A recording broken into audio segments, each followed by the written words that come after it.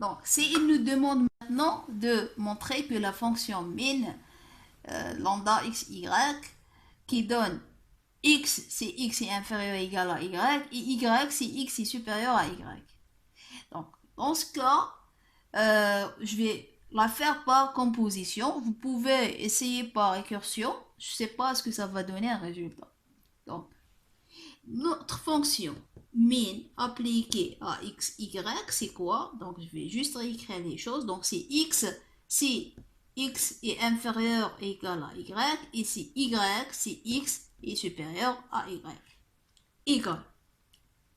Donc, ici, puisque j'ai x inférieur ou égal à y, on va penser à le moins. Donc, x moins y. Donc, toujours, on va essayer d'exploiter les fonctions qu'on a déjà vues.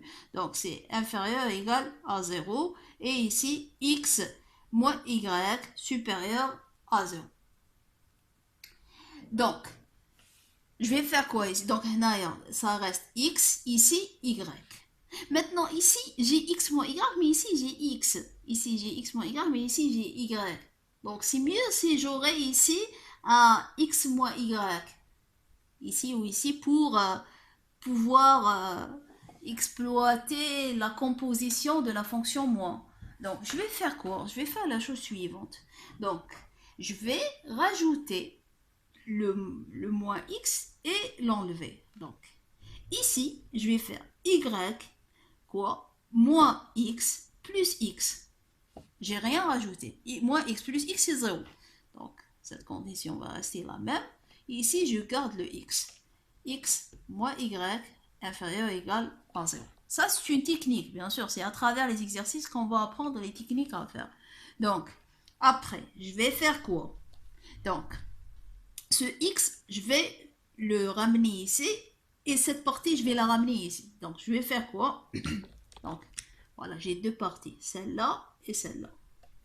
Je vais jouer sur l'emplacement des choses. Donc, je garde le x. Le premier x, c'est x moins y inférieur ou égal à 0. Ici, je vais faire quoi? C'est x. Ce x, je l'ai ramené ici. Et ici, je vais prendre le moins en facteur. Il me reste quoi? Je prends le moins en facteur. Il me reste x moins y. Donc, essayez de voir si je vais une autre fois faire rentrer le moins, ça va donner moins x, voilà, j'ai moins x, et moins y, ça va donner plus y. Ok, donc j'ai rien fait. Donc, x moins y supérieur à 0. Ok, donc, je vais maintenant cette écriture la décomposer. Donc, ça va donner quoi? Égal, ça va donner la chose suivante. Donc, c'est x lorsque x moins y c'est inférieur ou égal à 0, c'est x lorsque x moins y supérieur à 0, plus la moins quoi? Moins, donc ici si j'ai un x, donc lorsque pour que x moins quelque chose me donne x, donc quelque chose ça va être en 0. Lorsque x moins y, donc lorsque x moins y inférieur ou égal à 0, et c'est maintenant ici il me manque x moins y lorsque x moins y inférieur ou égal à 0. Ok, donc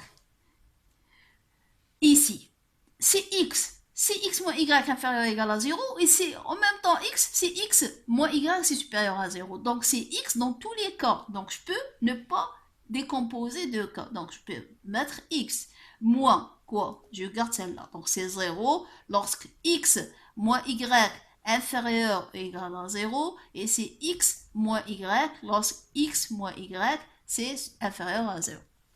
Plutôt supérieur ici, hein. C'est supérieur à 0, ici c'est supérieur. Ok, donc c'était supérieur. J'ai fait une erreur ici, c'est supérieur. Donc, maintenant, ça va donner quoi? Donc c'est x moins, je vais écrire les choses d'une façon plus claire et plus proche des choses qu'on a déjà vues. Donc c'est 0 lorsque x inférieur égal à y, x moins y inférieur à 0, ça veut dire quoi? Que x inférieur égal à y. Et c'est x moins y lorsque x, c'est supérieur à y. Ceci, c'est quoi? Ça, c'est quoi? Ça, c'est la définition exacte de la fonction moins x, y, qu'on a vu tout à l'heure.